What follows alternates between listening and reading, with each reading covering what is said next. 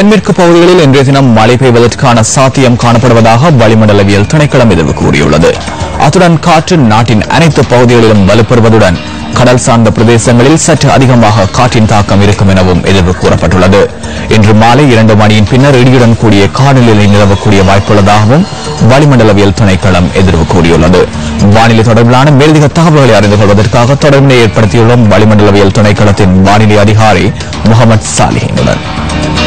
தென்மேல் பருவப்பேச்சு காற்றானது நாட்டிற்கு மேலாகவும் நாட்டை சூழவுள்ள கடல் பிராந்தியங்களிலும் சற்று அதிகரித்து காணப்படுகின்றது. இதன் காரணமாக நாட்டின் தென்மேற்கு பிராந்தியங்களில் அதிக அளவில் மழை பெய்வதற்கான சாத்தியம் காணப்படுகின்றது. சப்ரகமு மேல் மற்றும் தென் மாகாணங்களில் மழை பெய்யக்கூடும். நாட்டின் ஏனைய பிரதேசங்களில் பிற்பகல் 2 மணிக்கு பின்னர் இடியுடன் கூடிய மழை விருத்தியடையும். இடியுடன் கூடிய மழை பெய்கின்ற வேளைகளில் தற்காலிகமாக பலத்த காற்றும் வீசக்கூடும். மின்னல் ஏற்படுகின்ற சந்தர்ப்பங்களில் பொதுமக்கள் அவதானத்துடன் செயற்படுமாறு கேட்டுக் கொள்ளப்படுகின்றனர். கடற்பிராந்தியங்களை பொறுத்தவரையில் புத்தளம் தொடக்கம் கொழும்பு ஊடாக காலி வரையான கடற் பிரதேசங்களிலும் அத்துடன் காலி தொடக்கம் அம்மாந்தோட்டை ஊடாக மட்டக்களப்பு வரையான ஆழ்கடல் பிரதேசங்களிலும் மழை அல்லது இடியுடன் கூடிய மழை பெய்யக்கூடும். நாட்டை சூழவுள்ள ஏனைய கடற் பிராந்தியங்களின் பல இடங்களில் பிற்பகல் 2 மணிக்கு பின்னர் மழை அல்லது இடியுடன் கூடிய மழை விருத்தியடையும். காற்று தென்மேற்கு திசையிலிருந்து மணித்தியாலத்திற்கு 20 முதல் 30 கிலோமீட்டர்